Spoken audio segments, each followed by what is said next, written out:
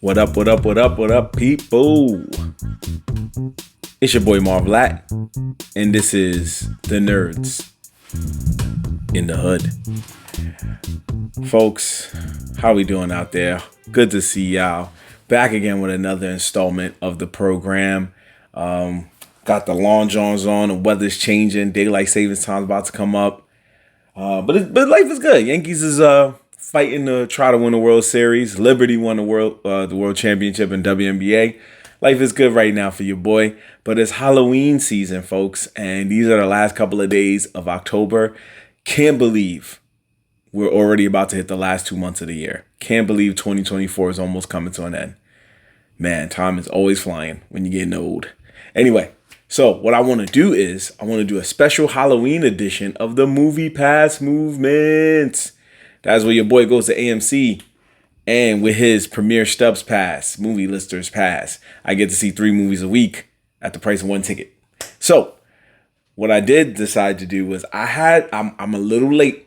I ain't gonna hold y'all, but better late than never. I got to see a thriller.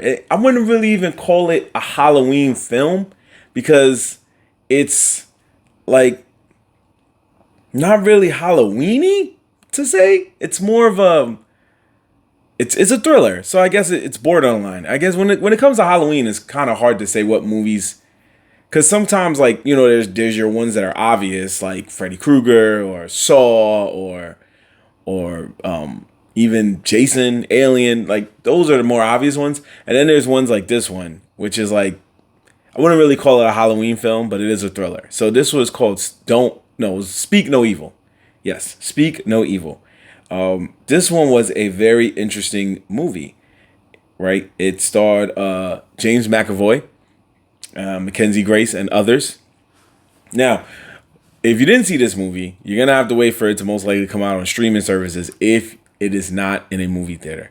And that's okay. It is worth the wait.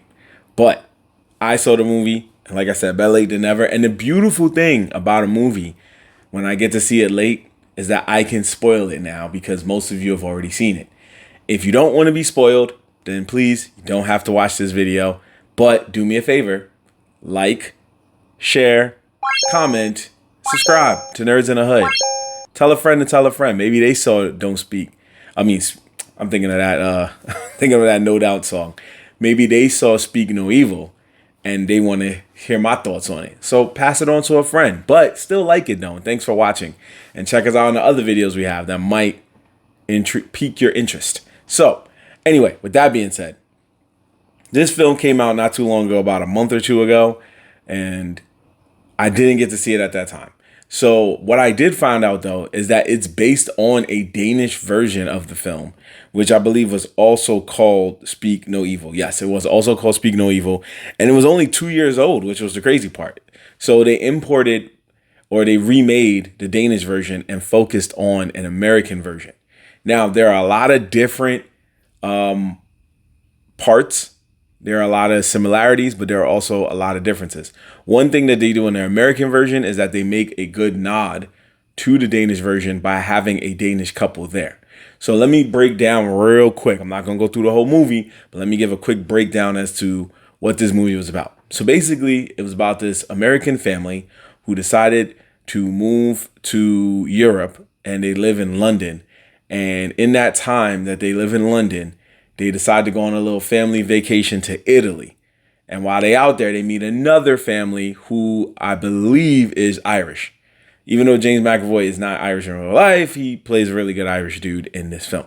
So it's an Irish family, and it's, let me go by the character names here. So it's a man named Patty, his wife, Clara, as well as their young son, Ant, right? And this family seems like a pretty nice family. And there's another family who I said is the American family, and that consists of Luis, Ben, and Agnes.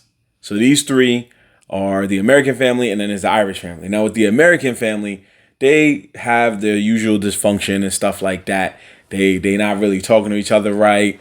the little girl Agnes has a lot of like mental like mental issues is a better word. She doesn't have a mental illness. She just has mental issues in terms of like she has panic attacks. She has an emotional support doll, not even a live animal. She has an emotional support doll, and the kid is like 12 years old, which brings up a funny part that I'll bring up later. So the father Ben sees like, man, he sees this Irish family. He's like, yo, they having fun. They having all this good stuff. And then they link up through crazy circumstances. They link up. They become friends. And they go back from the vacation like just friends. And then Patty hits him up with a letter like, yo, pull up to I got a little, cottage out in the farm, basically. I live out in the countryside. Come through. Pull up with your wifey. Let's make it a little weekend together. And Ben was with it, but his wife was like, nah, we don't really gotta go out there. We don't even know him like that. And he talked her into going. They get out there.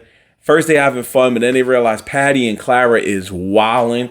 Ant got issues. He got issues with his tongue. He can't speak good. He could barely speak at all. Like, it's just a lot of wild out behavior. Everything seems weird. They're babysitters, Middle Eastern. They don't even really know homie like that. And then they find out through all of that, Patty and his family ain't even real. They just a made up family, but their main job is to kidnap people, rob them, and sometimes body them or sometimes just let them go. Less money than they had before. They managed to rob Louise and all of them and get her for like 200,000 euros, which is crazy.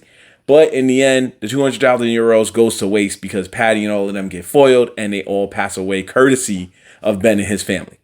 So, and also Ant. Ant was also not their son. He was kidnapped. His parents were taken and they passed away courtesy of Patty. So now Ant was out for revenge. He went and warned Ben and their family like, yo, they ain't even real like that. They frauds. They trying to get y'all. Y'all need to watch out. So this was a movie basically also like the inner lining of it was just about like sometimes just saying what you got to say. Saying what you got to say. Like so just not being timid and just speaking up.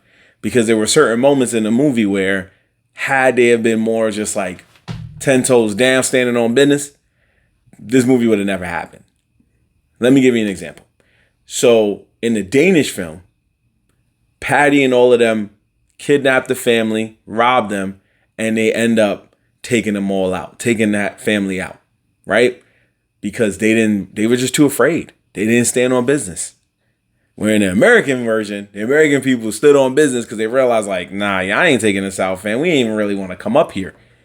And they got the W and they left and the movie ended. So it just shows like sometimes you have to stand on business, even at the worst type of things. Like Ben knew he wasn't about that life. Ben knew he wasn't a killer, but he knew at that point he had to take people out so him and his family could escape. Because if not, it was either them or him. It was survival of the fittest, right? So it was one of those killer be killed type situations, which made for a thriller. That's usually what thrillers is about. It's like, if I ain't getting taken out, then you gonna get taken out because you ain't taking me out. So what I liked about this movie was the fact that it was about a man who was going through a lot with his wife. And it was one of those freak situations where by the end of the movie, they were probably going to be a better family. We wouldn't know because the movie just ended like with them leaving Patty's house because now they got away. Because Patty also had, so Patty came prepared. Patty and his wife was with the shits, but then there was also a friend of theirs who like he was a really good cook, but that was his man who was also on the inside. So they was all in on it. The babysitter was in on it. In the Danish version, the babysitter's in on it. In the American version, he not so much in on it. So they made two completely different movies when you really think about it, but the premises are the same. I'm not sitting here trying to compare and contrast both of them. That's not what I'm going to do. I did hear the Danish version, I believe, is on Freevee. I might check that out, but I'm not here to compare and contrast both of them. What I am here to say is this movie is all types of wild out behavior. And I'm not even going to try to play the race card and say like a black family wouldn't have done that. But I will say once we would have got that letter, we would have been flaking hard. First off, what blew my mind was like, how did they get your address? right? You know what I mean? Like, did you give him the address when you left Italy? Like, when yo, holla at me when you in London. I live over in blah, blah, blah, blah, blah Avenue. Like, did you tell him the address? Because if they wanted to, they just could have pulled up and just took the game over. But that's not the type of robbers they were, thankfully for you. But somehow they had your address to write you a letter. That's all I'm saying. There ain't no yellow pages like back in the day. So I was wondering, I know Google can do many of things, and it's crazy. But what I'm saying is, ain't no way. Ain't no way, boy. Ain't no way. Because in the age of cell phones, this movie is in the age of cell phones and Instagram and all that other stuff. They could have just found a way to link you, but they wrote you a letter, very old school. That was a red flag off the rip. Like, yo, I know y'all live in conventional old days, but I ain't pulling up there if you writing letters. That means there ain't no signal. Let me know right off the rip. I'm not going. If there ain't no signal, I'm going to be tight. So I just was like, there's things where you have to ask those questions. And shout out to Louise, the wife, the American wife. She was the MVP of the whole movie. Yes, she did do some messed up things. She admitted that she was sexting another guy behind her husband's back. She was doing messed up things to my man. She shouted him out, basically just played his face in front of his friends. She was like, Ben's lucky if he could get it once a month. Basically telling her friends that, yo, I don't even give it up. I don't even give up the cheeks to Ben every day. It's like, if I feel like it, he gonna get it. Letting us all know that she basically runs the whole relationship. But by the end of the movie, she proved she runs the whole relationship. Ben was getting embarrassed and packed up by all the villains in the film. I am not making this up. My man's got packed up by Patty's friend. He got packed up by Patty's wife. He got packed up by Patty. He was getting packed up. And Patty wasn't even like physically harming this man. He was just like verbally, like intensely just like, that's what we gonna do. That's what we doing over here. And Ben was like, all right, you got it, my G. Like, relax.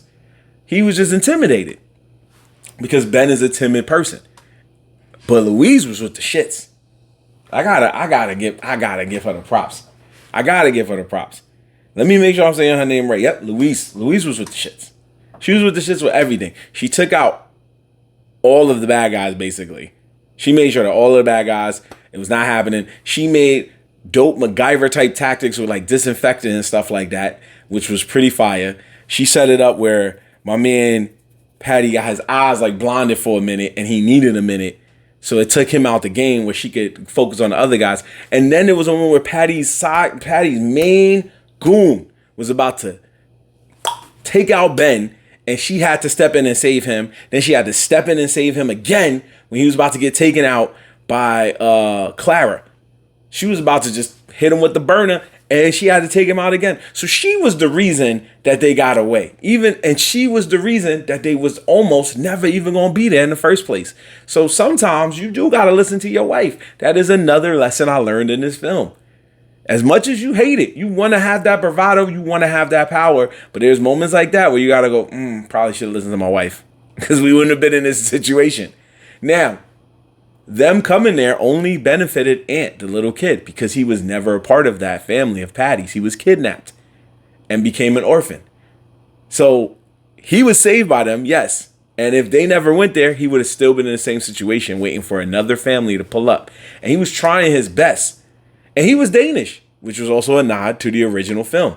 There was a moment where he wrote something to Agnes, the little girl. And Agnes was like, I don't understand what you're writing. It's because he wrote it in Danish and she doesn't understand Danish because she's American. So at the end of the day, he was just sitting there like, you're not even helping, fam. Because he couldn't speak because Patty cut out his tongue, which made him unable to speak. So most of the movie, he was like, which was creepy. But once you understood it, you was like, yo. And two other things I'm going to point out before I end the video. One is James McAvoy. Again, if you don't know this man is a great actor. Great actor. I got to throw that out there. This is not the first thriller he's been in. It's damn sure not going to be the last. You've seen him in comic book movies like Wanted and the X-Men series. You've seen him do his thing in Split. You've seen him do his thing in other movies. He is a good actor. So it goes without saying that he did his thing in this film. He did his thing as the antagonist, the villain. He made me laugh on so many levels. He didn't try. He shut Luis down because Luis had admitted too late to him that she was a vegetarian. And he was just like, all right, like, cool. And then he caught her in the game and was like, yo, but don't you eat fish though? And she was like, yeah. He was like, so what kind of vegetarian are you, B? Which you could have just said you're a pescatarian, but she didn't want to say that. So he was just like, nah, B. Like he just basically shut her down like, nah, you wild, you lying, you a hypocrite, B. So it was funny stuff like that. He said a lot of funnier stuff, which I wish I wrote down, which is something I'm going to have to start doing in these movies. I'm going to have to like put my phone all the way on the lowest dim so nobody sees me just writing notes, because people be saying some fire comments and I forget it when I come back to you guys, and I'm like, dang, I want to remember that comment, and I don't want to like bring up the scene visually because I don't want YouTube to copyright it, brother. Y'all know the vibes. So anyway, long story short, he was a great villain. He was one of the other main reasons this movie popped so much, because before you even knew he was the villain, he was just this wisecracking jerk that was just saying all the wrong things at the wrong time and wilding. Then when you realize that he was the bad guy, he started wilding even more, but it wasn't as crazy. But there was a scene where he was robbing him for the bread and he got the money, and Luis said, why are you doing this to us? And he looked right at her and said, because you let me. You let me. You guys felt bad for us because we looked like this poor family, so you felt like you had to come and do a charity for us when you didn't need to. And we took advantage of that. My man basically told the whole synopsis of why he's doing what he's doing. It's not because he's a bad person per se, because he just knows like, yo, y'all just going to catch us. I'm a hustler. This is what I do. If he wasn't bodying people, then it'd be like, oh, this is just a simple cash grab. Like he's grabbing money, seeing y'all off on y'all way, and then he probably escaped somewhere. But it wasn't that kind of vibe. But it's what made him a dope villain. He was feeding off of the humble nature of people and using it to his advantage. That's why they were too timid to really say things to him. He was using that mentality of like, when you're too timid, sometimes you don't want to speak up because you don't want to, rub people the wrong way. You don't want to step on toes. And that's what this movie was exploring. What happens sometimes when people are too nice and they don't speak up. And that's what the Danish director went with when he made his version. He wanted to make a film because he actually went through the same thing. He went through something where he was invited to come to somebody's place in the countryside, and he was like, I don't even really know these people like that. And him and his wife talked about it, and they decided to dub it, and they didn't go. Whereas when he wrote the movie, he wrote a what if scenario as to what would have happened if I went, and wrote it in that style, where in the end, his character passes away because of the robbers. So I know he was thinking that like, dang, I would have got. Thankfully, he didn't in real life, but this is the movie he went with. And the American version also explored that, but they explored it in a different way, where it's like, we went, but we are coming home. So kudos to them for this.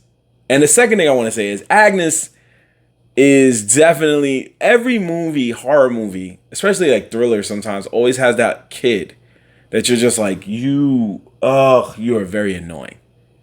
Now, she came through clutch towards the end, granted, but most of the reason that they couldn't escape was because of her. Because of her and her emotional support animal. There was a scene where Luis found her child sleeping with Patty's family in the same bed in the middle of the night, and it freaked her out and was like, nah, that's wild. That's wild crazy. I don't play that. We are going home now. It was like 5-6 o'clock in the morning, and they was like, yo, we are out of here. They was gone. They was home free. They wasn't going to have to worry about Patty or nobody. And the little girl forgot her emotional support animal and started having a panic attack. And the father dead looked at her and was like, Agnes, come on, you got to get over this. You about to be like 12 years old. Like, what are we doing? He couldn't take it anymore. He was the father that I envisioned, where it's like, yo, fam, you 16 and you still got a stuffed animal. Like, you gonna feel a type of way. So I felt where he was coming from right there. Like, she's 12 and she was still like holding on to this support animal. And then Aunt was the one that talked to her and convinced her to tell her parents, like, yo, they not who they say they are. They wilding over here. Like, they fraud. Let's go. And that's when he realized, like, yo, these people are about to crash out on us. We got to go. So at the end of the day, she did come through clutch in the end, but she was the reason for most of these problems. She lost her emotional support animal in the beginning of the movie, which is how Patty found it. And then next thing you know, she lost it again, which is how they had to go back to Patty's and got caught up in the thing in the first place. And then she got out the car when they told her, don't get out the car, when he went to go talk to Patty. And then he threw her emotional support animal up on the roof where they had to go get it again. So this emotional support animal was a real, like, wilding for respect type situation. And I never seen that in a movie, and I never seen a kid older than 6 have this situation go down. I ain't going front. When I was a teenager, I used to pull up to the hood. I had a Squirtle Pokemon stuffed animal that I got from Six Flags. It was cool. Most of the goons, most of the hood dudes around my way hated it, and they hated me for it. And it let me know, like, maybe I should stop bringing this around. So it let me know, like, there's a certain age where you have to stop holding on to stuffed animals. You keep it in your room, nobody care. When you bring it out on the streets, it is a problem. It is a problem. And at the end of all of that, at the end of the movie, when they got away, they were all in the car, the 3 people and Aunt, right? Ben, Louise, Agnes, Aunt. They all was in the car driving off after everybody in the other place was gone, right? You know what this girl gonna do? She gonna go and take the emotional support animal and give it to Aunt. Like, yo, I don't need this no more. You can hold that. Now, this is the part where I say a black family would have acted differently. It would have been a whole different ending. She gave him the bunny. He held on to it. They drove off, right? In my eyes, I looked at it like, okay, maybe she gave him the bunny to just feel comfort. Because he was, they just went through a traumatic experience. Nah, she gave him that. She said, you can hold that. That's you now. If a black father, come on now. I ain't trying to play a race card. A black father would have stopped that car and been like, you better give that bunny back to that girl. I know it ain't your fault, young man, but you better give that money back to that girl because we almost died for it 3 times. And you just gonna give it up? I would be. There would have been a belt involved by the end of that movie. That's all I'm saying. It would have been a belt. So I enjoyed this movie. I thought it was fire. If it's still in theaters, definitely go see it. It had everything you wanted in a thriller. Like things catching you off guard, a plot twist. There was even a scene where Ben made a Molotov cocktail and he got scared because he was getting shot at, and he just like launched it all weird, and it was supposed to hit the roof, which was a smart plan. It was supposed to hit the roof of the house and burn on fire so that way somebody would see it in the distance and pull up. But instead, it fell on Patty's car and blew up his car. And Patty was super tight. I thought it was funny. I'm sorry. I have a weird sense of humor sometimes. Anyway, as you already know, if you don't know, we have the Nerds in the Hood rating system where we develop what the movie should be based on what we know in the streets. And that is either it's valid, which means it's a solid film, good. It's okay, it's all right. Or we just say it's all right. That's it. Or, nah, this ain't it. Meaning it's trash, hot dookie trash. But this film was valid. I liked it. I thought it was solid. I thought it was cool. It was a solid flick. And I suggest you go see it. And if it's not in theaters now, wait till his streaming services. Check it out. Whatever streaming service it comes on. It is a good film and it's worth the wait. It's a night you ain't doing nothing. Peep that. You know what I'm saying? I suggest y'all watch that film. That's all I have to say about that. I hope you enjoy your Halloween. We got another movie review coming up on Halloween Day. So this is a Halloween Eve film review, and then we got a Halloween Day film review coming right after that. So make sure you check that out on Nerds in the Hood. Follow us on all social media. Link in the description below. And of course, comment. Tell us if you saw the film. Tell me how you felt about it, all right? Till next time, it's your boy Marv signing out. Peace.